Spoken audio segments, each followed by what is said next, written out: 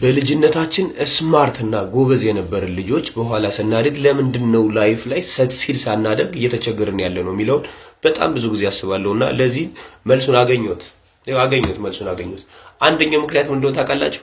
ስኩል ሪዋርድስ ኤ ናሮ ታይፕ ኦፍ ኢንተለጀንስ። ትምህርት ቤት እያለን ኢንተለጀንት የምንባለው በጣም በተራ ነገሮች ነው። አሁን አድርጌ ሳስበው ለምሳሌ በትክክል ማስታወስ መቻል፣ መምህር ሚለን መስማት፣ ፈተና መስራት ምናምን ነው። ግን ሪል ላይፍ ላይ እንደዛ አይደለም የሚሰራው። ኢሞሽናሊ ስማርት መሆን ያስፈልጋል። ኮሚዩኒኬሽን በጣም ያስፈልጋል። ሪስክ መውሰድ ያስፈልጋል ላይፍ ላይ ማለት ነው። ሁለተኛው ምክንያት ደግሞ ምንድነው? ሁለተኛው ምክንያት ያኔ ተማሪ እያለን የሚያደንቁን የነበረው ናቹራሊ ጊፍትድ ስለሆነ ነው እንጂ በጥረታችን አልነበረም።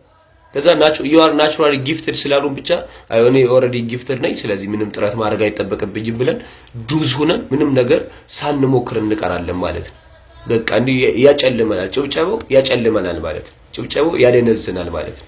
ሶስተኛው ደግሞ fear of failure becomes paralyzing እና የሆነ ከዛ ከወደቅን የሆነች ነገር ሞክረን ከወደቅን ያን ግሬስ ምናጠው ይመስለናል፣ የነበረን ክብር ምናጠው ይመስላል። ግን ከግራጁዌሽን በኋላ ከተመረቅን በኋላ ኮምፒቲሽን አለ፣ በጣም ዜዝ ኮምፒቲሽን አለ፣ ሰዎች ሪጀክሽን አለ፣ ሪጀክት ያደርጉናል። አንሰርቴን ነው ብዙ ነገር ምን ሄድበትን አናውቀውም፣ ለመወሰን እንቸገራለን ምናምን።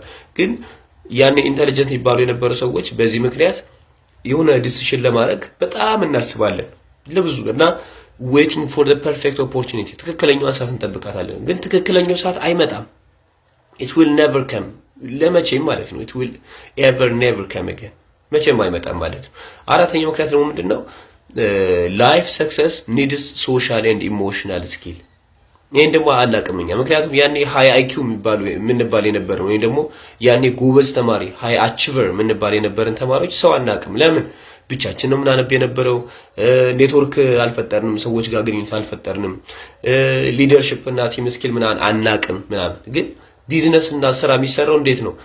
ፒፕል ስኪል የሆነ ፐርሰናል ስኪል ያስፈልጋል፣ ኔጎሺዬሽን ያስፈልጋል፣ ድርድርን መቻል ያስፈልጋል፣ ኮንፊደንስ ያስፈልጋል እና ኮንፍሊክት ሲመጣ እሱን ሃንድል የማድረግ አቅም ያስፈልጋል። ዛት ሲት ይሄ ደግሞ እኛ የለንም። ከዛ አምስተኛው ደግሞ ምንድነው? ከተመረቅን በኋላ አይደንቲቲ ክራይሲስ ይገጥመናል for losing the top student level። ምክንያቱም እኛ ለብዙ ዘመን ላይ ኦልሞስት ለ20 ምናምን አመት ነው ትምህርት ላይ ስፔን የምናደርገው። ያ ነገር ሰዎች እኛን ቫልዩ የሚያደርጉን በግሬዳችን ነው። ይሄ እኮ ጎበዝ ተማሪ ነው፣ ይሄ እኮ 4 ነው የሚያመጣ፣ ይሄ እኮ እንደዚህ 99 ነው የሚያመጣ ነው እንጂ የሚሉን ከዛ ውጭ እኛ አይደንቲቲ የለንም። እና ከተመረቀ ያ ነገር ስራ ላይ የለም። ልክ ከተመረቀን በኋላ ይሄ እኮ ኤ ነው የሚያመጣ የሚል ሰው የለም፣ ይሄ እኮ እንደ 99 ነው የሚያመጣ የሚል ሰው የለም። ምክንያቱም የምትጋፈጠው ቀጥታ ይመጣል እና ያ ነገር ምን ያመጣል?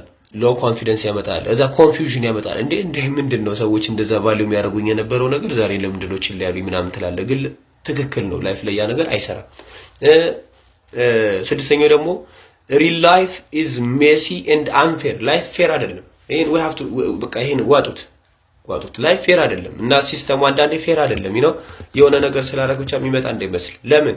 time matters, connection matters, luck matters. systems are not always fair። ሁሉ ጊዜ እድል ያስፈልጋል፣ ጊዜ ምናምን እነዚህ ነገር ማተር ያደርጋሉ። የመጨረሻው ደግሞ success አዳፕት አድርጎ መቆየት ያስፈልጋል እንጂ በኢንተለጀንት ስለሆንኩ ብቻ ሰክሲድ አታደርግም። ለምን? ፍሌክሲብል መሆን ያስፈልጋል አዳዲስ ስኪሎችን ለመማር ዝግጁ መሆን ያስፈልጋል። እነዚህን ደግሞ እኛ አልተማርንም።